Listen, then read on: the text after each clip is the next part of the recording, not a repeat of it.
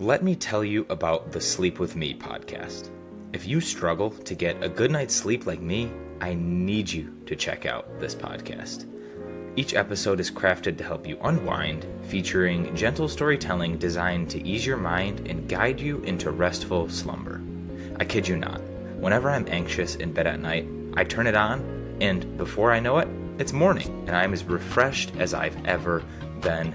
I am not sure how it works, but trust me when I tell you, it does. So, join me and thousands of others who have turned restless nights into peaceful sleep with the help of the Sleep With Me podcast.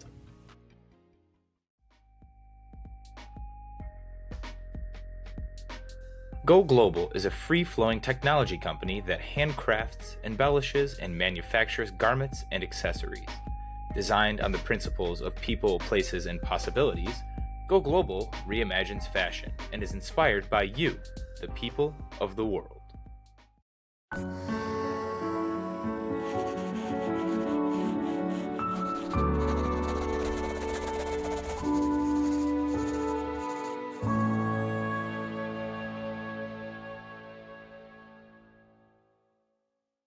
Hello again, beautiful people. Welcome back to another exciting guest episode here on the Make Mental podcast. As always, I am your host, Caleb Munski, and today I have alongside me Mike Trugman, who many of you may not have heard of, but I promise you, you will want to do your research on him and all that he stands for after this episode. Mike, before I dive into anything about you, how are you today? How are we doing? Yeah. Well, first of all, thank you for having me, Caleb. It's been a long time coming. I appreciate your engagement with the seminars and workshops that I lead at our accounting firm. And yeah, the authentic answer, I'm feeling a little, I was just sharing with you, one of my buddies is a digital nomad, and he's in the New York City area. And we went out last night until, I got home at like 10:30, which as a dad who wakes up at 5 every day, I didn't get the sleep that I needed, and I also ate kind of like crap. So is it okay if I swear on the podcast? Yeah. Yep. Yeah. Okay. So yeah, I had 3 smash burgers. I had no idea what those were until last night, but little thin patties, think like upscale White Castle burgers. And they're apparently very trendy in New York City right now. So I slammed down 3 of those. I had 2 slices of pizza. I had a couple of cookies, and I'm usually someone who's very regimented and dialed in with my nutrition and my sleep, as you probably know. And it threw me for a little bit of a loop. So that's where my energy's at. But otherwise, man, doing really good. You're a great interviewer, a natural conversationalist. I'm excited to see wherever you steer the ship. I appreciate it. I'm excited to see where I steer the ship too, as well. That's one thing I like about guests such as yourself when we plan it for a little while, but don't necessarily do a ton of footwork, right? And that sounds like, oh, Caleb, you're lazy, or you're this, or you're that. But I truly want to experience what you have to offer in real time. Now, all things disclosed, you do have to do a little bit of research just so you can start the ship, so you can get it in the right direction.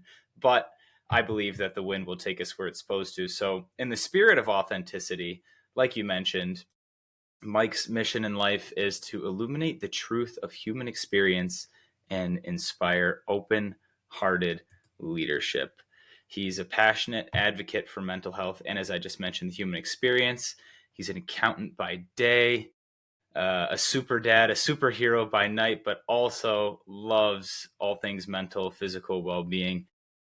Mike, I will let you kind of steer the ship here in the beginning. Tell us a little bit about yourself, and for anyone who doesn't know, what does illuminating the truth of human experience mean to you? I think I'll start there, and then I can tell you a little bit about me. So I think, the reason that mission statement is so important to me, which happened almost naturally in a meditation one time. I was really reflecting on my purpose and who I am and what's the difference that I want to make in this life. And, I've always, from a young age, I felt like I was a little bit different and wanted to do anything I could to, call it, be popular, fit in, make myself feel normal.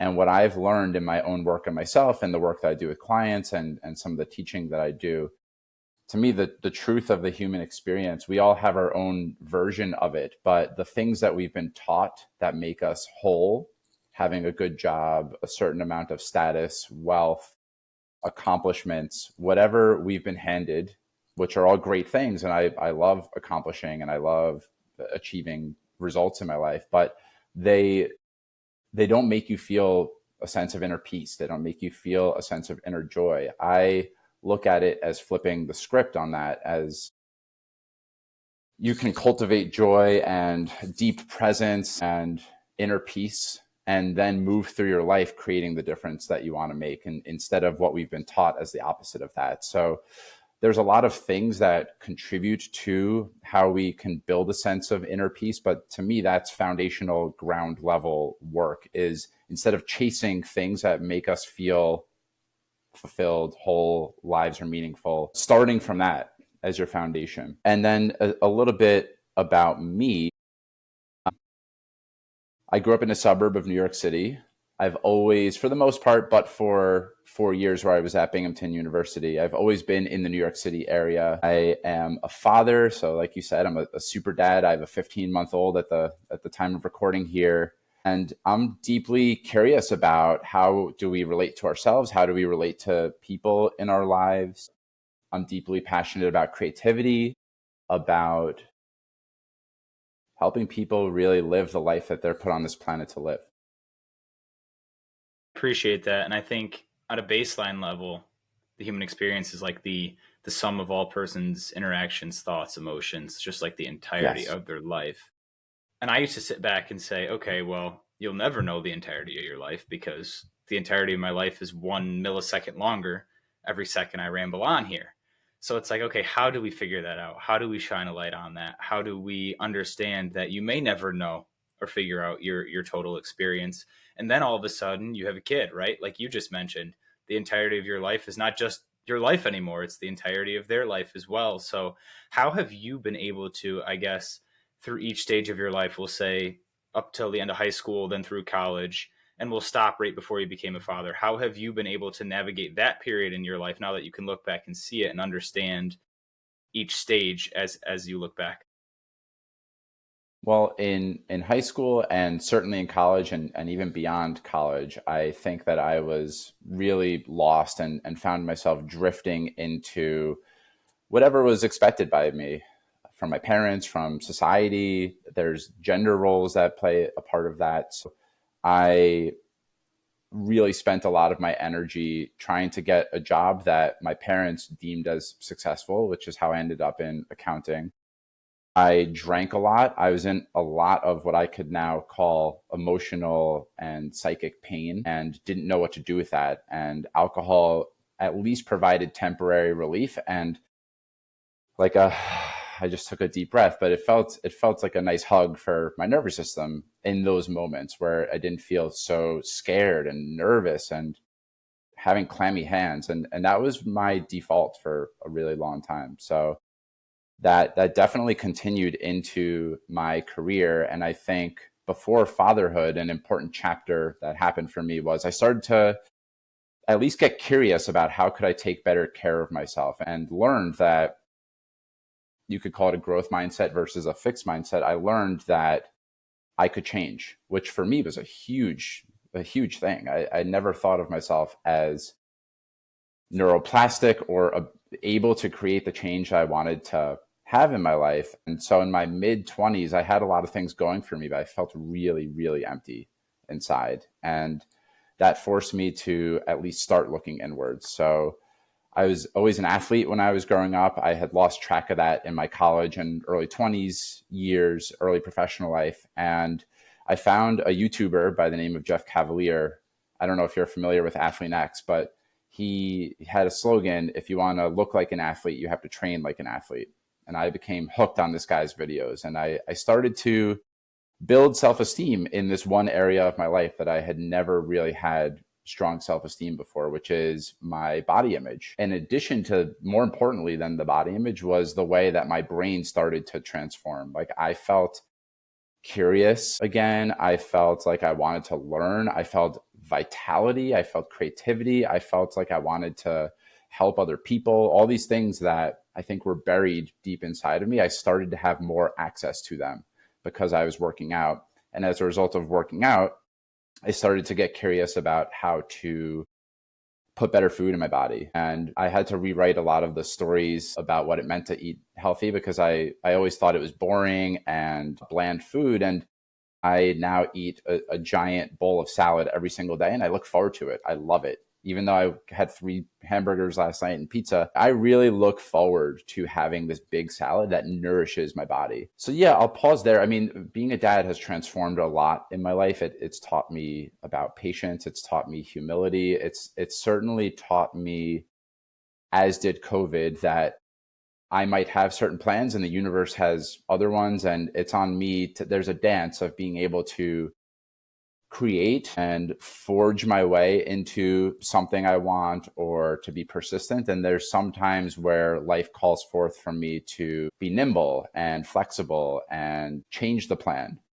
So like I said, I'll pause there and see what threads feel most alive for you. Yeah, I appreciate the honesty again. And the entire time you were speaking, kind of combined with Cavalier's slogan there of if you want to look like an athlete, was it you have to train like an athlete? There's this dance between reactivity and proactivity within yourself. Forgive me if I'm wrong, but maybe the nervous system breath that alcohol provided for you was a reactive choice, right? There was something going on, and that was your reaction to it. But then all of a sudden, when you came across the slogan, if you want to look like an athlete, you have to train. It was I can take these proactive steps to maybe transform the way I look at the issues that were in my past or the ones that I'm going to be facing because it's inevitable. When you slip too far into one or the other, at least personally, I find that's when I get more anxious, when I get more depressed, right? You can be anxious and depressed. They're not like polar. I mean, they are polar opposite, but they can exist together, right? I mean, that's part of the human experience. But when one gets too far ahead or too far behind, how do you how do you balance that? Because I know, again, to keep it kind of personal here, it's like if I'm too proactive and the universe has other plans for me, I get all pissed off and I'm like, well, I just spent X amount of time doing this. Like, what a waste. And then that train of thought comes again and it's a spiral. Or if I'm too reactive, it's like, wait a minute, I just played 6 hours of Call of Duty when I should have been recording an episode with Mike here. Now I'm all stressed out trying to catch up on the episode. So I guess to kind of jump back to the question, how do you balance the proactive moments and the reactive moments in your life? We'll see if this answer makes sense given the way that you teed up the question, but I wanted to respond to this bit about alcohol being connected to reactivity. For me, alcohol was a mask. It was a Band-Aid on a wound or several wounds in me that needed healing. So there are lots of different versions of this. Alcohol is one of them. Social media is one of them. Even things like meditation or working out, they can be mechanisms of avoidance, let's call them, instead of addressing the real pain that's inside of you. So I think one thing that's really important is that when we find that we are really reactive, really triggered, get really upset about something that happens in our day, it's important to slow down and connect to what does that mean to us? What is that signposting us towards? So maybe it could be helpful to give a specific example. I was terrified of people. And so I thought, if I drink, that makes me more affable. It makes me more outgoing. It makes me more charming. So the thing that I wanted, or the story that I was telling myself, is that if I'm more calm and more relaxed, I'm more lovable. I'm more likable. The inner work component to this is that I needed to accept the parts of myself that were really scared and were really shy. And that isn't to be passive, and that isn't to say, well, then I'm just going to stay in my room forever. The healing work was, can I accept myself? Can I give myself what I needed when I was younger that for various reasons I didn't get? could I give myself that arm around me, that self-compassion, that Mike, I unconditionally embrace, accept, love, however you would want to say this to yourself, but those are all ways that I taught to myself. Doing that instead of trying to mask the pain with alcohol or whatever your numbing mechanism of choice is, it creates shifts in me that allowed me to be a lot freer in the choices that I make. So when we don't do our own healing work, I chose the field of accounting because I was avoiding my insecurity around relating to people. And because I've done a lot of inner work, I have the bandwidth and capacity to show up and have conversations like this, or you've seen me in action talking to rooms of 100 plus people. I'm not so stuck in the pattern of what will they think of me? They're going to find me out. I'm a total imposter. And I'm more connected to my heart energy, which is I want to touch people and make an impact on people and show them that they matter and they can make a difference. So it's given me, I think the reactive thing of looking for the Band-Aid, that's one way to respond to the question. And then there's an interesting point around when do I maybe sit back and relax a little bit, and when do I like keep chipping away and keep going and keep pushing. And I think that part of it is just practice, and there's discernment. And on some level, we all know when there's something unavoidable. There's nothing that anyone could have done when COVID happened in March of 2020. There was no amount of forging that could have made it go away. Although a lot of people had various strategies to try and hide from the fact that it was happening, right? Blame the Democrats, blame the Republicans, blame a different country. There are all sorts of things that people were doing instead of just allowing the situation to be what it was, which is, wow, my world is getting totally shaken up right now. And there's nothing I could do about that. And I'm powerless over that. And that brings up a lot of stuff in me, but can I at least be present to that? And when I find that when we can be present to the things that are out of our control, it allows us to be open to, there were a lot of lessons and beautiful things that happened as a result of COVID. I know a lot of people birthed books and probably started businesses and started to realign their lives in ways that made a lot more sense because they were open to what the universe was throwing on everyone's plate. And a lot of people were in the more reactive position, just waiting for the world to go back to normal so that they could resume their life as is. Now, I think conversely, I tend to, when I have a scary project that I'm wanting to take on, I could be a little bit avoidant and kind of just rest back and not tackle things head on. And so, there's a certain texture and quality of fear that sometimes it's asking you to lean in. Like, I want to do this thing. I want to start a business, but I'm just scared of what people think, is probably actually a good indication for you to do a little bit of work, be proactive, lean into that, see if there's ways that you can start to put the thing in motion and almost just see where the roller coaster ride takes you. So I think does that answer your question? Yeah, it does for sure. I want to exist here for a minute, but obviously more thoughts. My brain doesn't stop. More thoughts came up when you were speaking. From what I heard, you have to kind of be reactively proactive to kind of combine them, right? For you, I'm sure, as a new dad, you just want to put pillows all over the floor once your kid starts walking so that way they don't bump their head. Ridiculous, right? You have to let them fall down every once in a while. Not let them bump their head, but like let them fall on their butt, get back up, cry a little bit. They have to learn on their own. Now, if you see your baby falling, you're going to react proactively by catching them. You're not going to just let them fall, right? It's that healthy balance of within yourself, right? Can I let myself fall and understand what that feels like? But can I not stay down? Can I ask someone to help me get back up? Like when a baby reaches their arms up, there's so many beautiful things that babies teach us that we don't even realize that we lose as we get older. But it's when you start to tap back into those moments on a more complex scale. I'm not saying sit with your arms down and cry, although sometimes that has its benefits, I'll tell you. Can you take it to the next step? Can you say, okay, why did I fall down? How do I get back up? How do I avoid falling down again? But the reality is I fell down. Like your COVID situation, the reality was there was COVID. How can we or I, if it is an I, or if it's a we, how can we stop it from happening again? If it does happen again, what worked well, what didn't work well, who did we lean on, and how? But the key component is react proactively, right? Don't just react to react. We're all guilty of it, though. We all eat 7 smash burgers in one night. Like, it happens. We're all guilty. I mean, I brought up the Call of Duty situation because that was me last night, right? It happens, but don't let them pile up. That's, again, too much of one or the other brings those uneasy feelings. The second part I want to go with this is we've had on Ben Harris, who was the fear guy, and now he's break free with Ben. His whole philosophy and his theories are that fear stands in the way of a better life.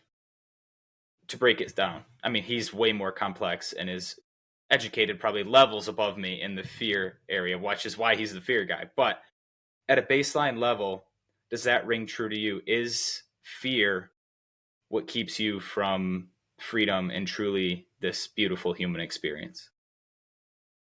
Yes, and so I think many of us don't have a healthy relationship to and with fear. And there are totally natural, acceptable ways to experience fear. For example, I, of course, want fear to show up if, let's just use the dad example again. If my son is walking towards a glass table, I want fear to alert me, hey, it's time to step in and do something about that. Maybe it's time to intervene and make sure that my son stays safe. Or sometimes we have intuitions or bad feelings about things, and you want to be able to listen to that. And I think most of us have that component of fear shut off. And I would say the yes part of yes and is yes, we have all sorts of perceived, and that's an important word to use here, perceived limitations and perceived things that we think will happen to us if we start a business, speak in front of a group, tell a story to some of our friends.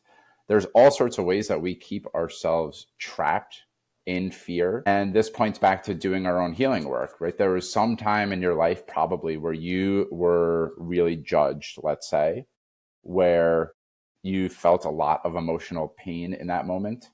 And you made the commitment to yourself, probably unconsciously or unwillingly. It's really scary to open my mouth in front of a group of people because I'll get made fun of. So that's one example where that fear has its grip over you. So yeah, we're having an interesting conversation about multiple types of polarities. There's a certain healthy amount of fear that it's very helpful to have in your life. And most people, in my experience, have well above and beyond that, where it starts to be totally driving the bus and making all of your life's decisions, not letting you do the things that on some level deep down, you know, you really want to do. So I was on a group coaching call earlier today, and a lot of us, myself included, received about 15 minutes of coaching. And all of us, there were different things that came up, but all of us were holding too tightly to a certain outcome that we wanted and not truly looking at life as just a series of experiments. So something that I've really actively worked on in my life around fear is, let's just say I schedule that I'm going to do a talk about how to get unstuck in your life, and 0 people show up. When fear is driving the bus too much, I start to make that all about me. I'm not good enough. I'm not interesting. I'm a failure. In a healthy relationship with fear, I could probably feel the pain. Ooh, that wasn't the thing that I planned for. That wasn't what I was seeking to create. But maybe can I get curious about this? What did that teach me? Could I craft the message a little bit differently? Where do I imagine the gap might have been? What is the universe trying to teach me in this instance right here? Being able to meet life where it is one of the themes of today's conversation. Just, that's interesting. Can I meet that with curiosity? It allows you to just experiment a lot more in your life and create much better results. And another personal example for me, I've been coaching for 4 years, and for a while I hovered between 0, 1, 2, maybe 3 clients, but I spent a lot of time with 0 clients. And instead of being proactive and reaching out to people and being honest and authentic and say, hey, I don't have any clients right now, would love to offer you a coaching session, no strings attached. If it's valuable, great. If not, I learned something, I get reps in. I spent a lot of time hiding. And this past year, I've really put my foot a lot more on the gas and just put myself out there for, all right, I don't have clients. So what do I do to get coaching clients? I need to coach people. And how can I coach people? I need to make myself available. I need to let people know, like, hey, I have availability. If someone is going through a career pivot or wants to have more courageous conversations in their relationship, or whatever the big thing is, the big hairy challenge that someone's bringing in their life, I need to make myself available. And if fear is clouding me from all the things that might go quote unquote wrong, then I'm going to be stuck forever. And it's really tragic that a lot of people do stay stuck in that forever, tell themselves lots of disempowering stories. So yeah, I think that it's important to have a healthy relationship with fear, and certainly it drives the bus for too many people, and we need to get in better relationship with fear. Yeah, and I appreciate the note of polar opposites kind of being a key theme here. Honestly, not even intentionally. It's kind of cool though because there's so many ways we can go with this. But before we jump to the polar opposite of fear, you mentioned it briefly. For those who don't know, Mike and myself are connected through our accounting work and our 9 to 5 job, or 8 to 4 if you're like me with a, or 8 to 5 with a lunch. But anyways, how can we take small steps to approaching fear? Because some of us are fearful of, are fearful of fear at its base, right? Like, again, I'll keep it with the personal example theme. Starting this podcast, I was like, I could have no one listen. But at the end of the day, if I re-listened, cool, it was enough for me, right? It's a form of therapy for me. The more and more you do it, the more practice. 100 episodes later, there's still times where it's not as many people listen to it that I want, but then there are times where there's a ton, right? It's that acceptance, that healthy balance. How can we continue to show up for ourselves in small steps like you have, right? You didn't just up and abandon your 9 to 5 job, throw everything in the air. You kind of approached it pragmatically. Yes. What, maybe to keep it kind of short, three small steps we can do daily to kind of let ourselves dip our toe into fear without getting overwhelmed? You started to press on one of them. So one of the things that I would offer for how to not let fear get totally in the way is to consider the upside. So when you started this podcast, you, on some level, you knew you were going to get something out of it. You said, even if 0 people listened, it's like therapy for me and I get something out of it. So being able to connect to the importance of the desire helps you maybe not transcend the fear, but connect to, this is going to keep me going. Even if I feel fear, I know that I'm getting something out of it. And the more that you practice doing things in the face of fear, the more your fear tends to quiet and in a way learns to trust you. Like, hey, I don't need to work so hard to keep Mike safe because, or if it's your fear, I don't need to work so hard to keep Caleb safe because every time he's recorded a podcast, it's been fun. And even if it hasn't been fun, he's learned something about it. So maybe I don't need to work so hard. And so it becomes a really virtuous cycle of, all right, I'm connected to what matters to me. Fear learns, all right, don't need to work so hard to protect.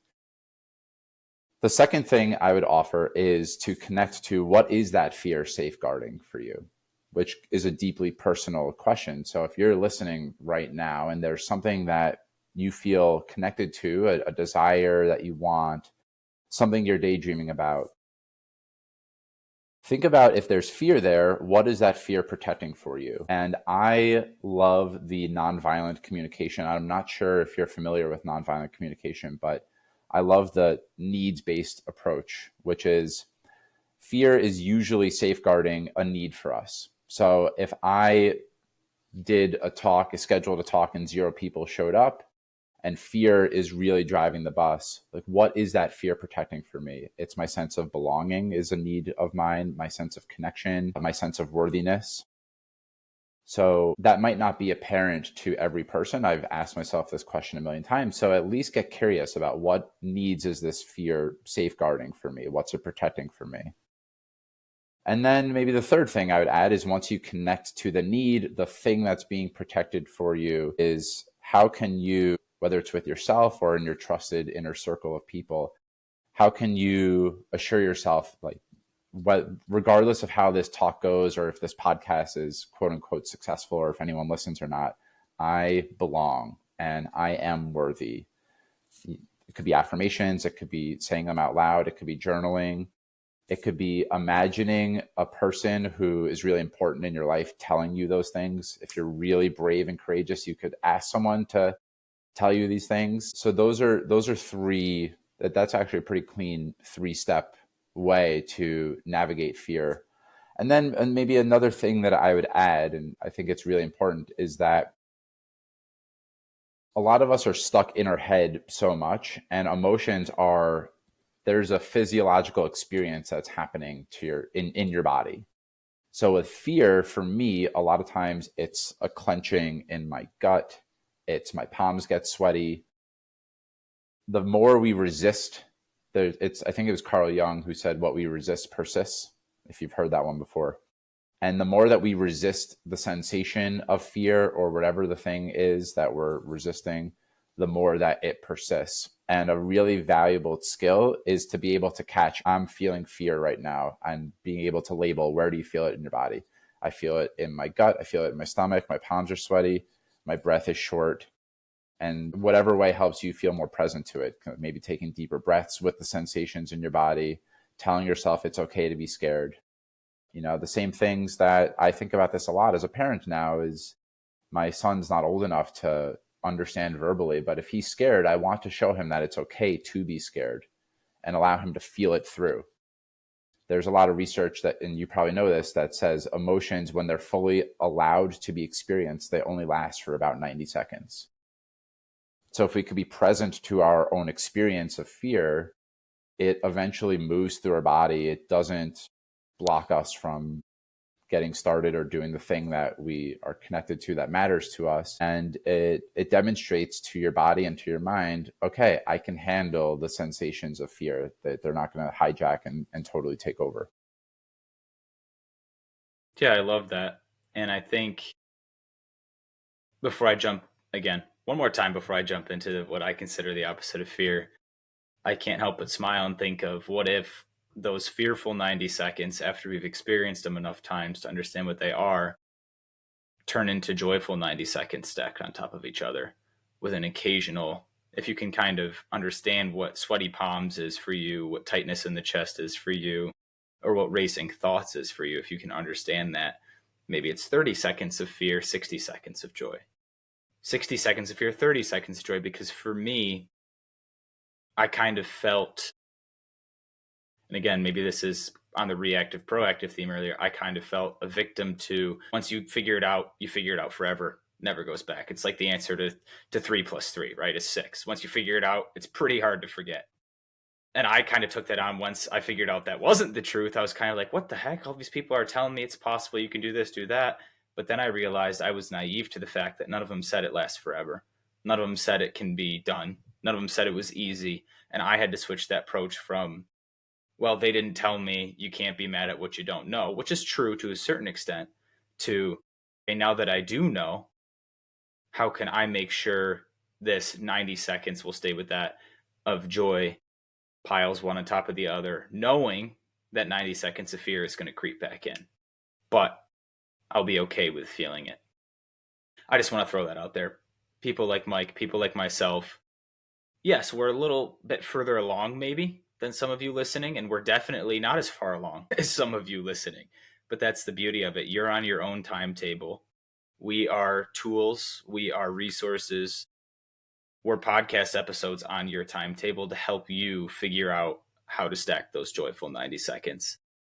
But the 90 seconds comes to an end. So let's move a little bit forward here to the opposite of fear, which is understanding, in my opinion, which is knowledge, which is oftentimes what we consider success.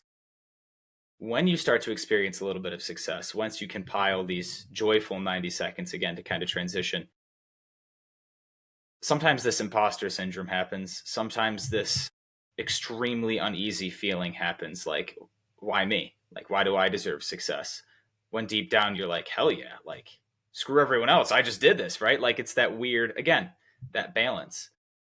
How can we, if we're in the point of our journey where we're experiencing some sort of success, accept it, right? Without letting it consume our entire existence. Yeah. Would you be open to exploring this? And it doesn't have to be coaching, but me asking you a couple of questions about what Let's do it. I'll blocks. buckle up. I'll Yeah, buckle up. Here we go. yeah. Because I think on some level, and this is a phrase that's become really popular, intellectually, I understand that being successful would be beneficial in my life. But for some reason, I feel imposter syndrome.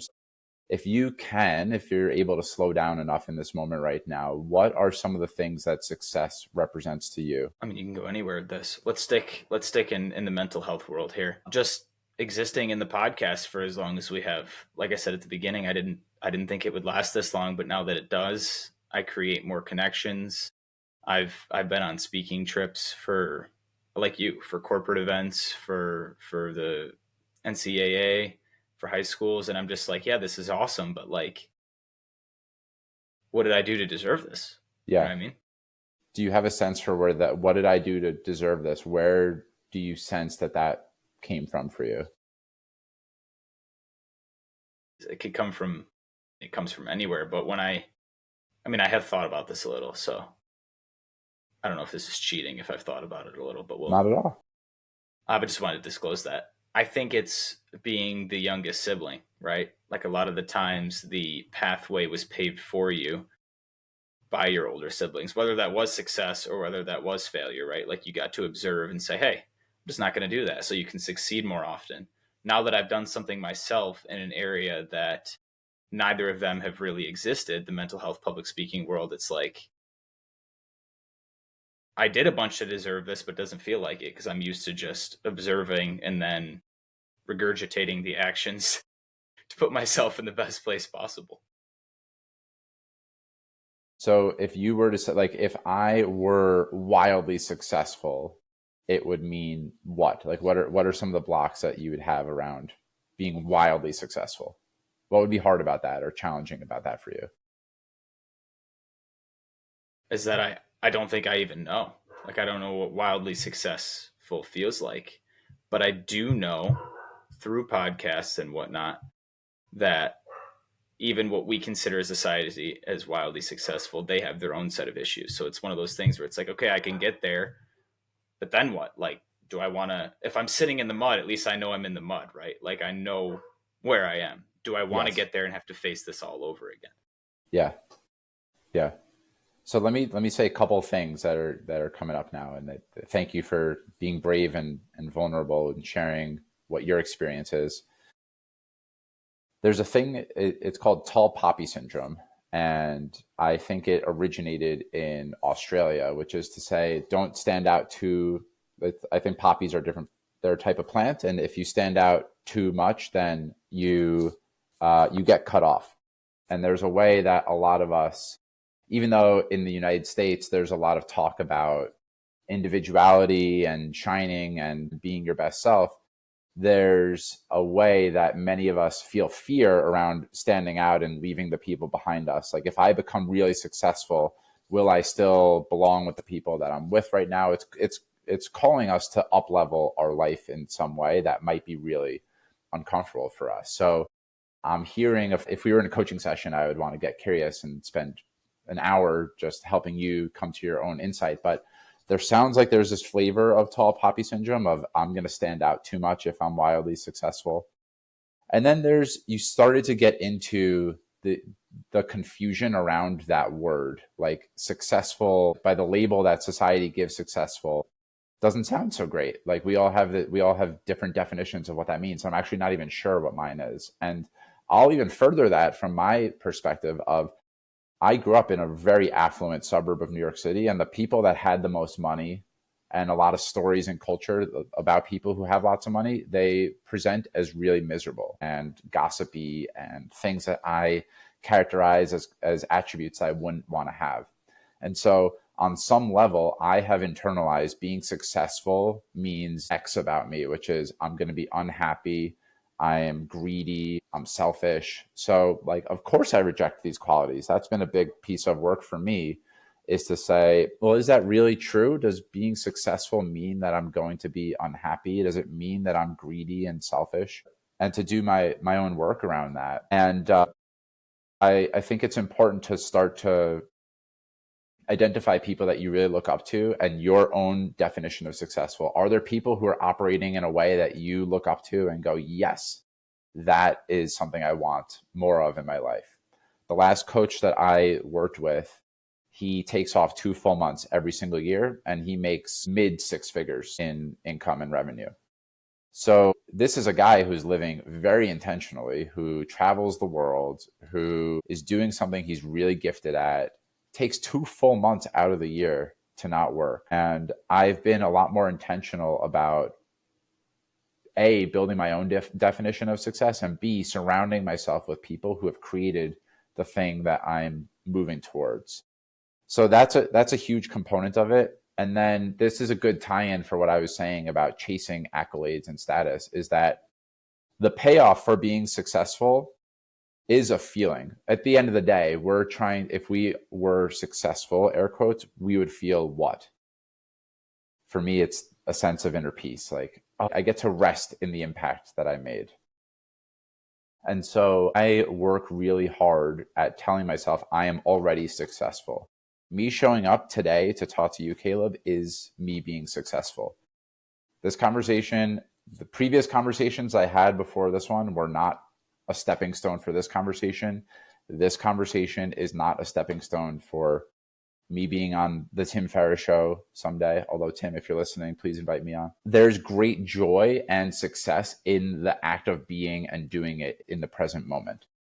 And so I think it's really important that's why gratitude practices are so popular these days too, can you build your capacity to feel good with your life as it currently is constructed, and not put success as a thing that lives over there that I need to go chase. Yeah. That was a lot. I appreciate the lot. I appreciate all of it. And I think I have some homework to do now. I think I have to go redefine what success looks for me now that I'm no longer a student athlete, even though it's been a couple of years. I think I'll always be kind of stuck there, right? It's one of those moments in your life where you kind of want to hold on to forever, but how can I do it healthily? Maybe redefine kind of take those feelings that it brought and redefine them in my current life, and then figure out what success means. So I think that's where I'll start with homework, and I appreciate that. But from, again, what I've picked up in this very short but meaningful conversation is there are so many methods in life to make you exist everywhere but where your feet are. Yes. Whatever that means to you. You brought up social media as one of them. We're living on a screen. I mean, social media is fantastic. Don't get me wrong. I also hate that myth that social media is like the death of humanity. It's not. It keeps us connected. It allows me to talk to you right now without having to be right next to you. Like, that's beautiful, right? This is a form of media, and it's pretty social if you ask me. But your typical social media, right? Your social connection platforms, you're looking at a screen and someone else has passed. That video has been pre-recorded, whether it's honest, whether it's not, whether it's scripted, whether it's raw, right? Whatever it is has already happened. It's taking you back to that moment. And it could be healthy, right? It could be a teaching moment, but you're not here where you are. We watch TV shows to take us away. We listen to songs and we sing songs. All these are beautiful forms of art, but it distracts you from you. Honestly, maybe songs could help connect you to you, but that could be a whole nother episode in itself.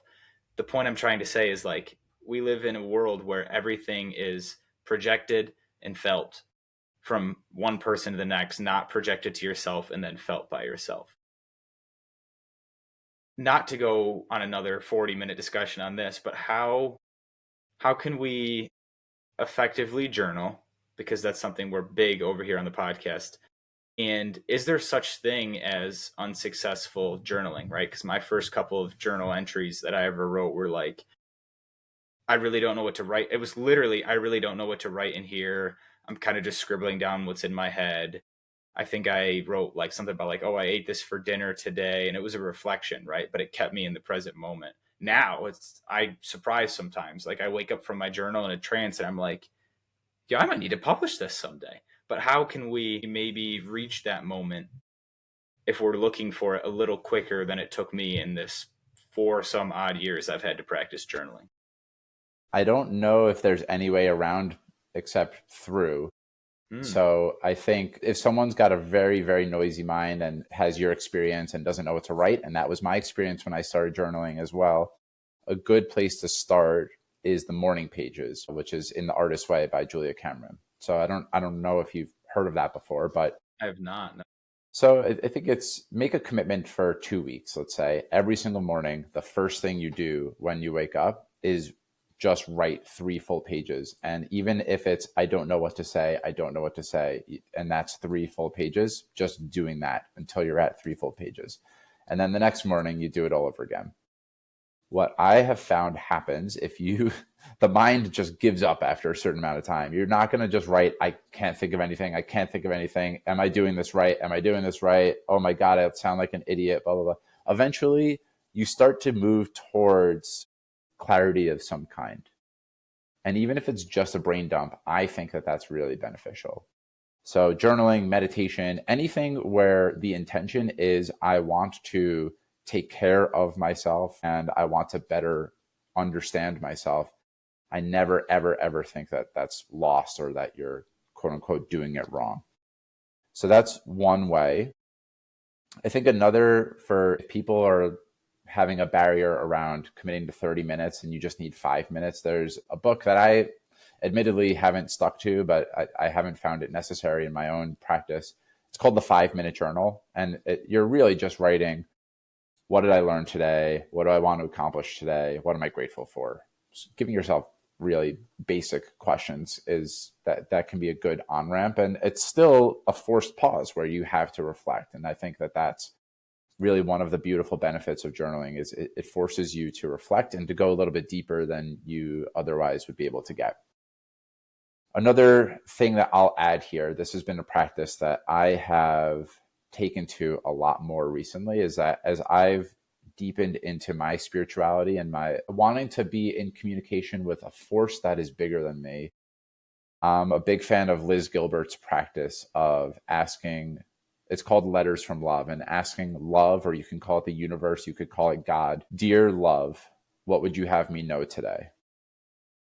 And just writing in response to yourself, even if it feels like you're forcing it, you could ask yourself, what are the words that I wish someone would tell me? What are the words that I need to hear right now? Those are all really beautiful practices. And because part of my mission is to inspire open-hearted leadership, I am a big believer in journaling being able to help you connect to your heart energy. And when we connect to our heart energy, we are connected to each other. We're connected to things that are beyond the limited sense of self, and we're beyond a lot of our perceived limitations. So I love that practice. If you're open to it, even if you're a little bit skeptical, and I in the past have been skeptical about it, even bringing a tiny bit of curiosity of like, what if there was a higher power that was taking care of me right now? What would that higher power want me to know? Or the person I most look up to in the world, if they could tell me anything that would have the biggest impact on me right now, what would they want me to know? Gives you really good intel on what's really important to you. And I find that it slows everything down. It creates a lot more possibility in my life, and also this deep sense of groundedness and like things are okay, things are good. Yeah, I appreciate that. I think in every book, podcast, self-help, whatever that I've looked at, there's this feeling of, can you pull yourself outside your body in a metaphorical sense? I'm not obviously suggesting that you do, but can you kind of look at yourself in the third person? Like, can you pull yourself out and say, okay, Caleb's sitting in a chair right now recording an episode. He's kind of worried that he has to cook steak and he's going to burn it later, but that's okay because he might, but it's still going to be edible, right? It's one of those things where you're like, I'll give it my best shot. That's how you almost have to approach journaling. And then you have to understand anything that's worth doing is not going to be easy right away. If you're sitting here in school, right? You've done how many homework assignments before you take the exam? And you still might fail the exam, but then you can get up and try again. If you're on the other end, you're a teacher, how many lessons have you prepped? How many times have you tweaked the lesson plan to then present it to the class? It takes effort. It takes work.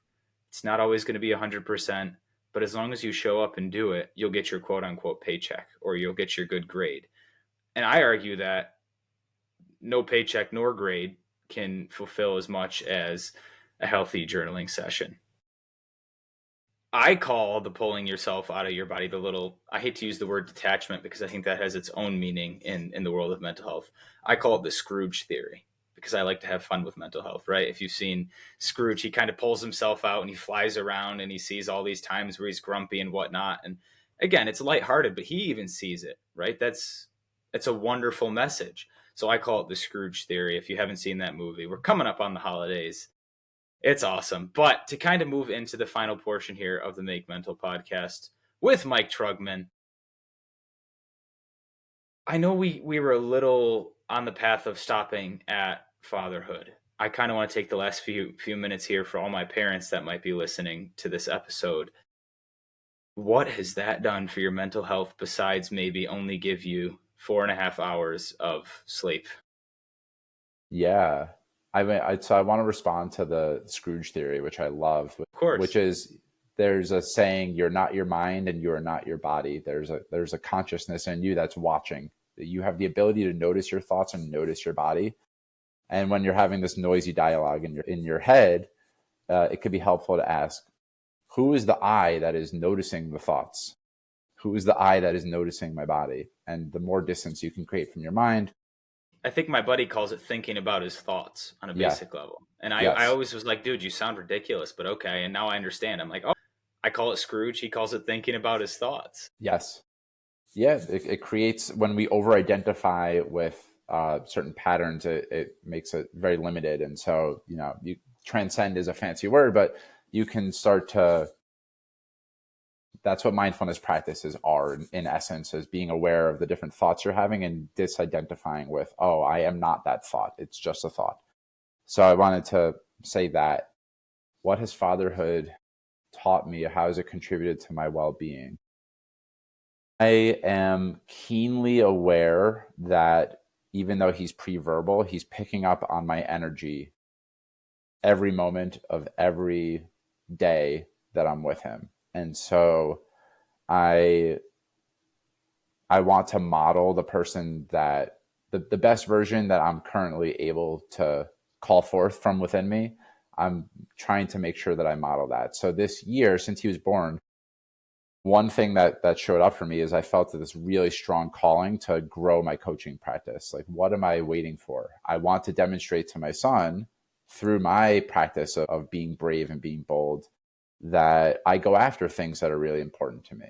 And so that's been one thing. It's been ugly at times, but I'm working on being a lot more patient. He's at this phase in his life where sometimes he goes up, I put him in his high chair for a meal. He'll eat 2 pieces and then he'll go all done. We taught him how to sign all done. He'll go out of the chair and then he goes up on the chair again and like pulls what he's going, Dad, I want to go up. So I put him back in and then I put him out and then he might go back in and throw his food across the room. And it might That's cause fun. because it's That's fun. so much fun. And the work isn't for me to mold him so that he never does anything that bothers me. It's for me to cultivate the patience to allow him to develop healthfully. So that's been a huge part of my well-being, is to be able to notice, where am I in reactivity? What patterns are showing up for me? What's the work for me to do? And journaling on it, beautiful practice that you offer in every podcast interview. Talk to other coaches. So I always work with a coach. I'm in between right now, but for the better part of the last 5 years, I've always worked with a coach. I invest thousands and thousands of dollars in working with one. So that always helps me understand my patterns better. I've been more deeply attuned to being present. So I know, for me, I feel a great deal of pain if I'm doing something and if I'm having a conversation and I perceive that someone's not listening to me or they go on their phone. That like brings up a lot of my old wounds and like feeling like I'm invisible and I don't matter. And I want to make sure that when I'm with my son, I'm as present to him as possible, because he's constantly looking at us for feedback. He points at images on a page and looks at us and without words is asking us, what does that mean? Or he might like grab my hand and show me a place that he wants to go. And there are times that I don't necessarily feel like doing that, but they feel like really important moments for me to be there, to be attuned to him. I would say it's also really helped me focus on my self-care. And it's blindingly obvious now that if I don't take care of myself, i.e. 3 smash burgers, 2 slices of pizza, going out a little bit later than normal, I can't be there for my son and my family and my business the way that I ideally would like to be there. And so it's really important to me to take care of my body, whether that's journaling, breath work, meditating, exercising, going to the gym, eating Giant well, salad. giant Yeah, giant salad salad. bowl. I'm right there with you. Yeah, My problem is I spend too much money on the pre-made salads rather than getting the ingredients to make it myself because convenience. But again, another still. whole hour long episode. I don't mean to cut you off, and forgive me if this is too much of a personal question, but when you do, maybe because we're on the topic of smash burgers and I'm really hungry, when you do eat too many smash burgers, when you do fail forward, stumble, maybe get a little frustrated, and in your head are like, I wish this kid just sat still and finished his green beans, or how do you give yourself the grace to get up another day and try? Because so many of us, and again, I'm not a parent, I can't imagine, I just see it from the other side, right? Like, we don't expect perfection. And I think this is, the older I've gotten, I've realized this. A lot of children don't expect perfection. We just expect someone to be there, right? A shoulder to lie on or cry on.